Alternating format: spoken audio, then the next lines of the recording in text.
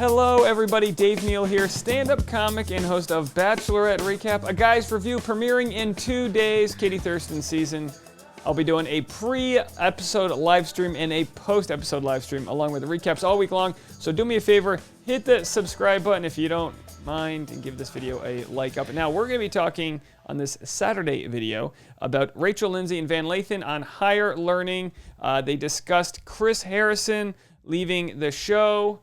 And who's going to be replacing him. So let's get right into that, and we'll check out this video right here, and we will comment on it. Leave a comment, let me know what you think. And of course, let's always keep it kind in the comment section. We appreciate that. All right, here we go. Chris Harrison will not return to Bachelor in Paradise. He is being replaced by David Spade. Okay, sources tell Page 6. Spade was picked because he's a Bachelor superfan who's built a cult following among fellow fans because of his hilarious commentary about the show that he does out on his Instagram account. So, I didn't know that David Spade was a huge Bachelor superfan. He apparently is. Emmanuel Acho did not get the job.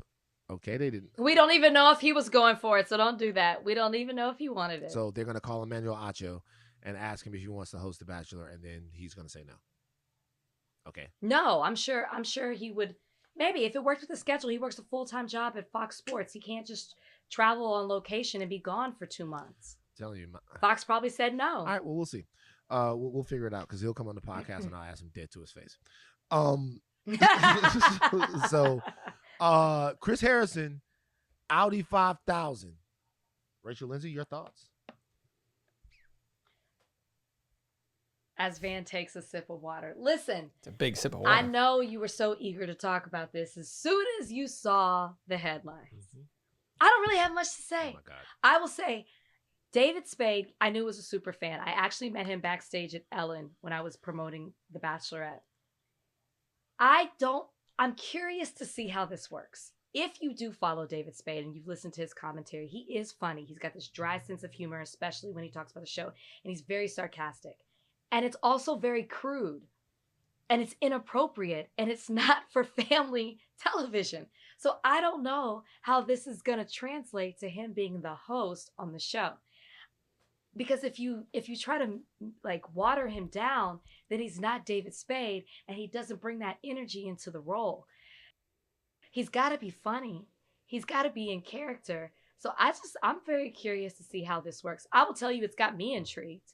Never did I see David Spade taking the spot. I will add though that it's not just David Spade. They're saying that maybe he's doing 2 episodes and then they're going to bring in other celebrity guest hosts to fill in. Listen, just a note on David Spade. The art of comedy and the art of being subtle is talking trash to people's face in the most dry, deadpan way that they don't even recognize it. David Spade can be just as funny using those innuendos, the way that The Bachelor can let you guys know what's going on in the fantasy suite. It's all about implications, what's implied. I think he'll be perfectly fine doing that. I think they're going to have a field day with him. I actually think he's going to be a really, really good host. I mean, he's a professional. He's very funny. Okay, so a couple of things. Number one, I don't think David Spade will have very much problems keeping it clean. He's been very much trouble, shall I say, keeping it clean. He's been on network television before, and so I think he knows the guardrails that exist there.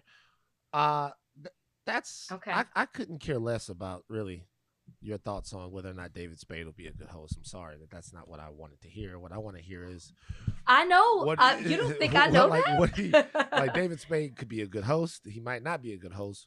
What do you think about the decision?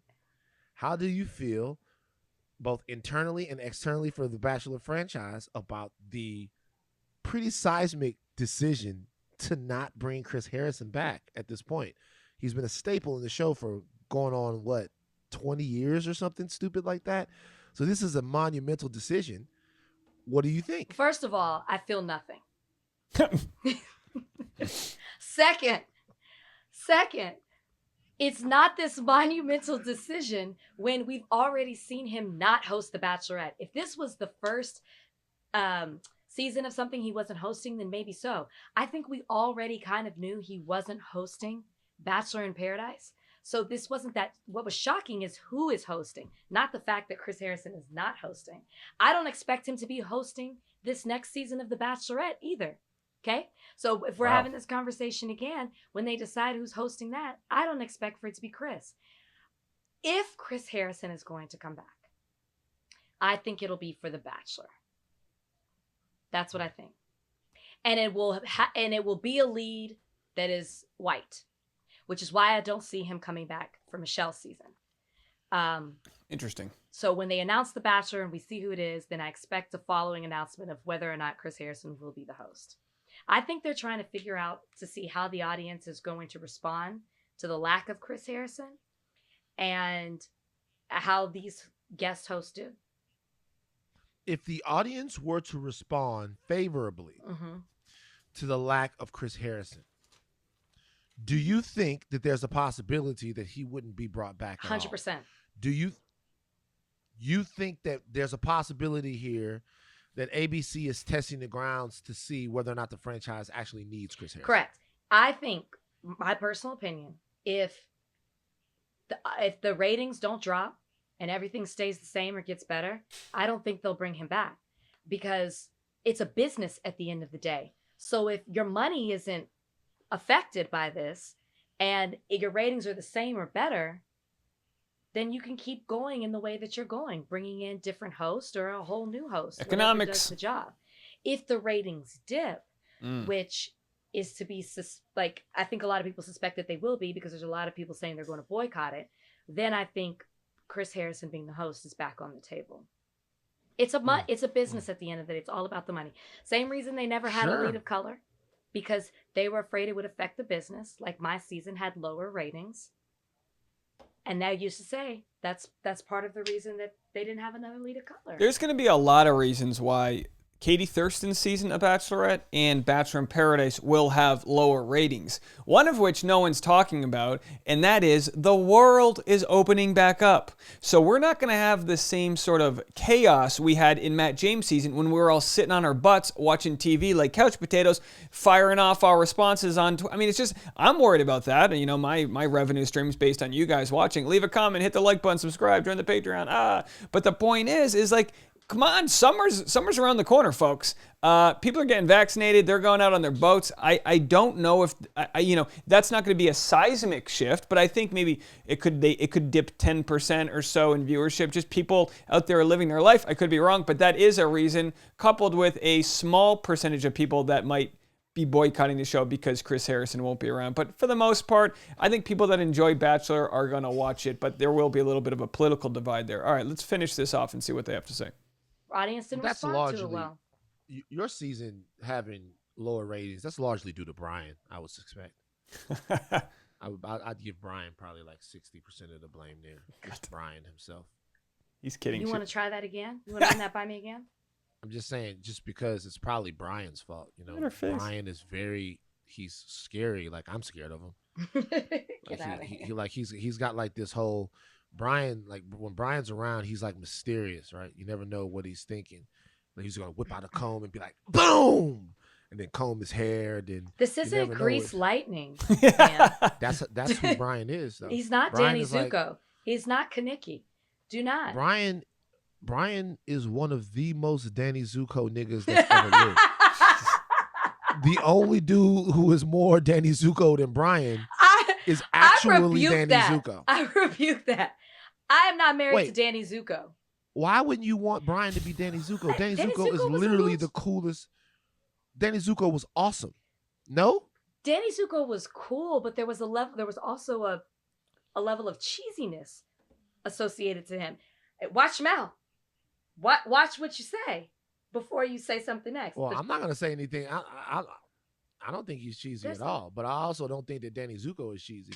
In heaven. All right, that'll be it. Okay, I think we got enough out of them. So I do appreciate some irreverent humor, and we dabbled into Danny Zuko. All right, so of course they start the conversation breaking that David Spade will be one of the Bachelor in Paradise hosts.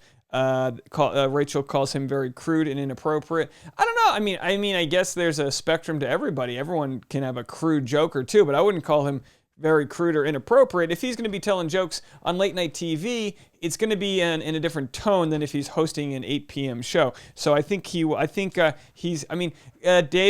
Spade's been in a ton of Adam Sandler movies, which are very much PG, if not PG-13.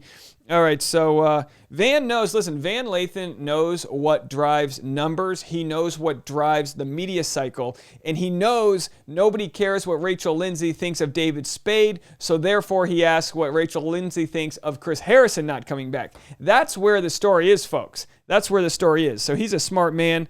And she says it's a seismic decision. And she also says, I feel nothing. I feel nothing that it's going to be not Chris Harrison. She said she doesn't expect it to be Chris this fall on Bachelorette, which is also very interesting that she thinks it won't be Chris this fall on Bachelorette. She thinks he'll be back when it's a white lead, and that might be the case. And, it's not wrong for her to talk. She's very media savvy. She knows how it works. She says, look, if the ratings dip, Chris Harrison's back on the table. If the show does well without him, they might just decide, you know what? It comes with a lot of baggage. I know a lot of people are fighting in defense of Chris Harrison, saying the guy's trying to figure it out. He hasn't done that much wrong. You're able to have your opinion about it and others theirs. I think it'll be interesting to see what happens. I think it could be a flip of a coin whether or not he comes back for Michelle's season. Of course, we've had previous leads. Ali Fidotowski saying she thinks Chris Harrison wanted to take the time off. Media spin. There's no way Chris Harrison wanted to take the time off. What you guys have to realize is the show shoots for 2 months, then it takes a couple months off while it's in post-production. It's not like Chris Harrison needed a break from his job as a coal miner, guys. He didn't want the time off. It wasn't his decision. That's why he hired Brian Friedman, power attorney. And let me tell you something. The show's going to have to decide what's worth more to them. Are we going to reach into our pockets and pay off Chris Harrison because we're going to terminate him and it's going to cost some money to not go to a legal battle over this? Or are we going to bring him back and deal with the results? I, for one, would like Bachelor producers to grow a spine and make a decision. They're too busy, and this is the problem with corporations, right? They're so busy trying to play all sides. You've seen this with Pride Month, right? It's Pride Month. We're all out here celebrating the LGBTQI plus movement. Apologies if I got that acronym wrong. But then the same companies that are over here putting a pride flag on top of their Instagram handle are in the Middle East mentioning nothing about the homophobia and the literal fear people have to be gay in their own countries. So corporations will only take a stand when it benefits their bottom dollar. When they don't think it's going to benefit their bottom dollar, they're quiet. So here we have Bachelor producers saying, we're not firing him, he's stepping aside, and then they're just going to kick the can down the road. At what point does Chris Harrison say, oh yeah, we're going to get Brian Friedman, power attorney, involved? At what point is that going to happen? We'll have to see how it all plays out. Again, leave a nice comment. Oh, and I wanted to share with you guys a very simple, I've got new software if you didn't notice. Monday starts the new season. I'm going to be doing a live stream for my Patreon-only members. Let's see if I can get my Patreon. So I got new graphics here. I got this beautiful new stream deck I bought thanks to some of your donations, which means I can just press new graphics. And get this, folks, for my live streams, whenever we have breaking news, check this out. We're going to have one of these puppies. Let me see if I can do this. Let me see if this works. Wow. Look at that. Ladies and gentlemen, we have breaking news here in Bachelor Nation. Isn't that nice? Isn't that nice? Some of the things. So thank you guys for all of your support. It's going to let us have some more fun this season. Of course, I have a voicemail number. If anyone wants to call in after the live stream, after the episode, or beforehand, you can do that. I'm looking for it right now. Hold on one second, folks. So yeah, there it is right there. So we're going to make this completely multi-dimensional on Monday, pre-episode live stream, 4 p.m. Pacific time, 7 p.m. East Coast time. So you can watch that before the live stream. Get all excited about the season premiere. I have it on good record from Katie herself. She's excited for the show. She got to watch a screening of it. She's super excited. She said she was nervous beforehand, but now she loves how it's turning out. She said that at the end of episode 1, the previews for the season are bananas. So I think we're all all going to be hooked and we're going to love it. So definitely check that out. If you want to join me after the episode, I'm doing a 10 p.m. West Coast live stream, 1 a.m. East Coast live stream. So it'll be late. After the episode, I'll be there, plus the recaps and so much more. So do me a favor, hit the like button, subscribe. You guys are in for a treat. It's going to be a fun season. And again, if you want more content, I've got the Patreon right there, and I'm going to be doing a live stream tomorrow, 5 p.m. Pacific Standard Time, just to say hi to all of you guys. We're up to 72 members. It's a private Patreon. I can talk to you guys about some certain things. Oh, what I was going to tease is I'm going to tell you guys my David Spade story. I've got a good David Spade story. I'm going to tell you guys from when I met him on a set, and I think he'll be a good addition to the show.